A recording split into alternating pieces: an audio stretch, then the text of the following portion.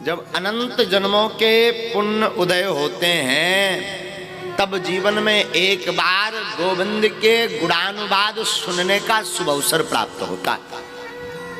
एक जन्म के नहीं, कई जन्मों के। अरे साहब, जन्म जन्म मुनि जतन कराई, पर अंत राम कहीं आवत नाही। अंत राम कहीं आवत नाही। जन्मों जन्मों तक बड़े बड़े महात्मा, बड़े बड़े महापुरुष जतन कराते हैं, परंतु में राम नहीं कह आता। अद्भुत है भैया, बहुत सुंदर। इसलिए साधु जी, आप एक बात जीवन में गांठ बांध लीजिए कि आप उन परम सौभाग्यशालियों में एक हैं। शायद आपके माता पिता, आपके गुरुजन, आपके परिवारजन और आपके स्वयं के ऐसे कोई पुण्य होंगे जो कांदीपुर वाले श्री हनुमान जी के चरणों में बैठ करके आज से हम आप सब मिलकर 7 दिन तक गोविंद की चर्चा गाएंगे। हाँ, बड़ी बात तो जे, कहाँ छोटा सा गांव कांदीपुर, पर धन्य है श्री हनुमान जी की पूंछ। कहते हैं कब कहाँ घूम जाए कोई ठिकाना थोड़ी है। हाँ, जब सरपंच साहब हमारे पास आए थे, मस्तराम जी कहाँ बिराजे हो, पीछे बैठे होंगे, काम धाम में लगे होंगे, वो कहाँ आ रहे हैं। जब ये आए थे तब हम चर्चा कर रहे थे नितिन जी से कि नितिन जी और तो सब ठीक है, कथा तो होनी चाहिए, भाव बड़े प्रबल हैं इन सबके, कथा इनको सुनाने चलना चाहिए। लेकिन ये लग रहा था कि वहाँ पर गांव में इतना समुदाय आ जाएगा, कैसे ये सब व्यवस्था कर पाएंगे। पर हमें लगा कि कांदीपुर हनुमान जी ही स्वयं हमको बुला रहे थे कथा करवाने के लिए, और उनकी कृपा हुई, सोई हम नाक रगड़त भटकत चले आए हैं। लेकिन बड़ो तो जो बड़ो सौभाग्य की बात के इस जो है दमोह जिला के इस कांदीपुर के इस स्थान में 7 दिन तक खूब चकाचक झूम झूम करके गोविंद के गुणानुवाद गाएंगे। हाँ, पता ही नहीं लगेगा कब 7 दिन बीत गए। ठाकुर की ऐसी महिमा ही है। तो धन्य है ये कांदीपुर का स्थान, और धन्य है आप सब। और केवल सरपंच साहब नहीं, धन्य है यहाँ के पूरे क्षेत्र के लोग जिन्होंने अपना तनमन धन अर्पित करके 7 दिन तक यहाँ वृंदावन बनाने का दृढ़ संकल्प लिया हुआ है। हाँ, क्योंकि हमें ये पता है कि भागवत की कथा किसी एक के भाग्य से तो होती नहीं। भागवत का अर्थ क्या होता? भागवतः इदं स्वरूपम भागवतम। कितना बढ़िया बात बोल दी। जो भगवान का ही स्वरूप है वही तो भागवत है। भगवान के अवतार अनेक प्रकार के होते हैं, अंशावतार, आवेशावतार, पूर्णावतार, ये भगवान के अवतारों के क्रम है। भगवान कई बार अंशन सहित अवतार लेते हैं, कभी आवेशावतार लेते हैं, परशुराम आदि, कभी पूर्णावतार लेते हैं भगवान, कभी पूर्ण रूप से इस धराधाम पर आते हैं, राम और कृष्ण बनकर, राम और श्याम बनकर, राम और बलराम बनकर। पर कभी कभी भगवान शब्द रूप में भी अवतार लेते हैं, और श्रीमद् भागवत कथा भगवान का शब्दावतार है। हाँ, प्रत्येक अक्षर अक्षर में श्रीमद् भागवत कथा के हमारे श्याम की श्यामलता समाई, प्रत्येक अक्षर अक्षर में। इसलिए भागवतः यदा स्वरूपम भागवतम, जो भगवान का स्वरूप है वही भागवत है। अथवा भागवत का अर्थ क्या? भगवतः प्रोक्तः भागवतम, भगवतः प्रोक्तम भागवतम। भगवान ने जिनका उपदेश दिया हो, अथवा जिसका उपदेश किया हो, अथवा जिसमें भगवान समाहित होते हो, उसे ही भागवत कहते हैं। कैसे? ऐसे समझो, भगवान जब लीला पूर्ण करके जाने लगे अपने धाम को, आज से 5000 वर्ष पहले। द्वापर का विराम 5000 साल पहले ही तो हुआ। तो भगवान आज से 5200 वर्ष पहले जब लीला विराम करके जाने लगे, तो बड़े बड़े अमलात्मा विमलात्मा महात्मा आपके चरणों में आए। उनमें भगवान के प्रिय सखा श्री उद्धव जी भी पधारे। उद्धव जी ने गोविंद के चरणों को पकड़ करके, पाद को पकड़ करके भगवान की तरफ देखकर झरझराती हुई आंखों में आंसू भर करके कहा, सरकार बुरा ना माने तो हम आपके चरणों में कुछ निवेदन करवे। ठाकुर जी बोलो बोलो बोलो बोलो। सरकार, आज आप हमें छोड़कर संपूर्ण ब्रह्मांड में आप जो है समाहित हो रहे हैं। आज से आपके जो दर्शन होंगे वो प्रत्येक वस्तु में होंगे। जो आपका ये माधुर्य लावण्यमय स्वरूप है, जिस मोहिनी मूर्त को देख करके दिल आह्लादित हो जाता है, गदगद हो जाता है, चित्त प्रसन्न हो जाता है। और आपकी जो ये जो वाणी है रसमयी, भगवान वैसे रसो वैसा रसमय है, तो आपकी जो रसमयी वाणी है और आपके जो कमल कटाक्ष कटीले नैना है, बड़े सुंदर प्यारे प्यारे मोटे मोटे मलूक मलूक, जिन नेत्रों की कालिमा को कलक को देख करके चंद्रमा का कलंक भी फीका पड़ करके चंद्रमा का कलंक भी पवित्रता में बदल जाता है। और आपकी वो घुंघराली लटकें, आहा क्या कहना, जिन लटकों को देख करके मानो साक्षात नित्य देवता नाग साक्षात नित्य के रूप में आपकी लटों में प्रकट भय हो। और आपका वो करुण कमणी लावण्यमय स्वरूप, दिव्य स्वरूप, जिस छटा को देख करके बड़े बड़े योगी राजियों का चित्त, जो कहते हैं कि भगवान है ही नहीं, निराकार ब्रह्म है, और आपके इस आभा मंडल को, दिव्य प्रकाश मंडल को, स्वरूप को देख करके वो भी गोविंद के गुणानुवाद गाने लगे। सरकार, आप अब ऐसी छटा लेकर के चले जाएंगे और संपूर्ण विश्व में, जगत में, सभी लोगों में व्याप्त हो जाएंगे, तो आपके इस प्रिय उद्धव का क्या होगा? ये आपका प्यारा उद्धव तो मारा जाएगा, रहा भी ना जाए, वियोग सहा भी ना जाए। वो हालत होगी जैसे जल में तड़पे मछली, जैसे जल के बिना मछली तड़पती। गोविंद, हमारा चित्त भी वैसे तड़पेगा। हमारे नेत्र आपको देखने को ललायत होंगे तो हम आंखों को क्या जवाब देंगे? हमारे कान आपकी वाणी सुनने को ललायत होंगे तो हम अपने कानों को क्या समझाएंगे? हमारा ये जो दिल है, जिस दिल में आप बसे हैं, हमारा ये जो हृदय है, जिस दिल पर आप राज करते हैं, ये कभी कभी मचलेगा, कभी कभी पूछेगा कि ये राजा कहाँ गया, सिंहासन तुम्हारा खाली पड़ा। हम इसको क्या जवाब देंगे? पता है भगवान ने क्या कहा? पता है गोविंद ने क्या कहा? गोविंद लीला पूर्ण कर ही रहे थे, कुछ देर में सरकार को शरीर पूर्ण करना ही था लीला का, कृष्ण लीला का।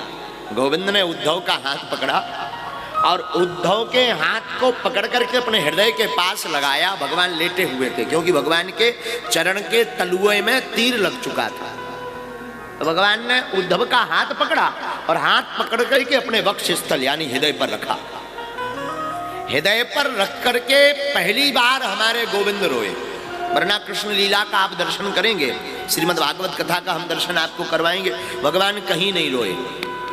भगवान की आंखों में बचपन की लीला को छोड़ करके कभी भी आंसू नहीं भरे। माधुर्य लीला भर छोड़ करके, कुछ माता जब डांट दे में तो जरा भगवान नटखटी कर दे में, झूठी मूठी आंखों में अश्रु, आंखों से अश्रु सिंचित करने के लिए, ये मान के चलो कि माँ के पाद कमलों का प्रक्षालन करने के लिए आंखें छलकाएं तो ठीक है, बाकी भगवान की आप पूरी लीला का दर्शन करो तो भगवान कहीं नहीं होए। भगवान ने मथुरा के जेल खाने में अवतार लिया, गए कहां? गोकुल। रोए नहीं, मुस्कुराए। कुछ दिन गोकुल में रहे, चित्त नहीं चिपका, सो वृंदावन आ गए। वृंदावन आए तब भी मुस्कुराए, गोकुल को छोड़ा तब भी मुस्कुराए। और कई दिनों तक वृंदावन रहे, लेकिन वृंदावन में भी मन नहीं टिका। तो मामा कंस को मारने के बहाने अक्रूर जी के साथ में वहां से चले आए। गोपियां रोती रहीं, जसोदा मैया रोती रहीं, ब्रजवासी रोते रहे, ब्रजांगनाएं रोती रहीं, ब्रज के गोपबाल रोते रहे, लेकिन ठाकुर जी मुस्कुराते ही रहे। भगवान ने कंस का वध कर दिया। कंस का जो ससुर था जरासंध, उसने 17 बार आक्रमण किया, भगवान तब भी मुस्कुराए। 18वीं बार हमारे गोविंद रणछोड़ दास बन गए, तब भी हमारे गोविंद मुस्कुराए। द्वारका के राजा बन गए, तब भी हमारे गोविंद मुस्कुराए। 16,108 विवाह किए हमारे गोविंद ने, तब भी हमारे ठाकुर मुस्कुराए। 1,61,080 तो पुत्र हुए, 16,108 पुत्रियां हुई हमारे गोविंद की, तब भी हमारे ठाकुर मुस्कुराए। और तो और एक दिन पूरे परिवार को आपस में लड़वा करके मरवा दिया, आपस में, अपने ही परिवार को, अपने ही पुत्रों को, अपनी ही संतति को, अपने संतानों को आपस में ऐसी बुद्धि खराब की कि लड़वा दिया और मरवा दिया। और तब भी इनके सामने कोई जावे तब भी ये मुस्कुराए। किसी ने धीरे से पूछा, हमें आपकी एक बात समझ नहीं आती, अच्छा हो गए तो मुस्कुराओ, बुरा हो गए तो मुस्कुराओ, समझ नहीं आया। मानो गोविंद कहना चाहते हो मुस्कुराना ही जीवन जीने का एक बहुत प्यारा सूत्र है। कैसे? ऐसे समझो, आपने पुराने के जमाने में देखा होगा, अब तो नहीं चलता, अब तो आगे को लोगों जो सेल्फी को जमानो आ गो। पुराने जमाने में नेताजी टंडन जी कैमरा चलता था, रील वाला। हाँ भैया, तुमने देखा होगा रील वाला कैमरा चलता था पांडे जी। जब रील वाला कैमरा चला करता था तो पहले तो प्राय गांव में होता नहीं था। एक दिन पहले बताना पड़ता था कि भाई साहब हमारे दिखुआ ने हमें जो है बिटिया वारन कहते हैं लड़का की फोटो भेजने, जरा फोटो तो खींच दियो। तो वो एक दिन बाद आता था कैमरा वाला, और दूसरे दिन, टाइम तो फिक्स नहीं रहता था, कैमरा वाला तो अपने टाइम पर आता था। दूसरे दिन से सुबह से लगे पटियां पे पटियां, 8-10 बेर कंघा मार ले तो 4-6 बेर पाउडर थोप लेते। हाँ, बार बार फिर धोखे से को उन्हें प्रेस तो चलता नहीं था, लोटा में आगी भर के हुए गुड़ी मिटा दी जाती थी, और काऊ काऊ के पास में प्रेस रहता था। अगर धोखे से कौन लड़का ने ऐसा खराब हो जाए अब फोटो खींचने, देखा होगा आपने।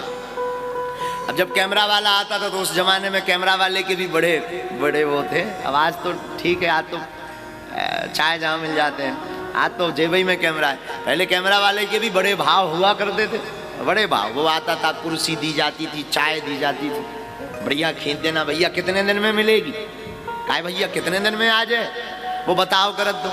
रील धुप भेजे फिर है 10 दिन तो लग जाए।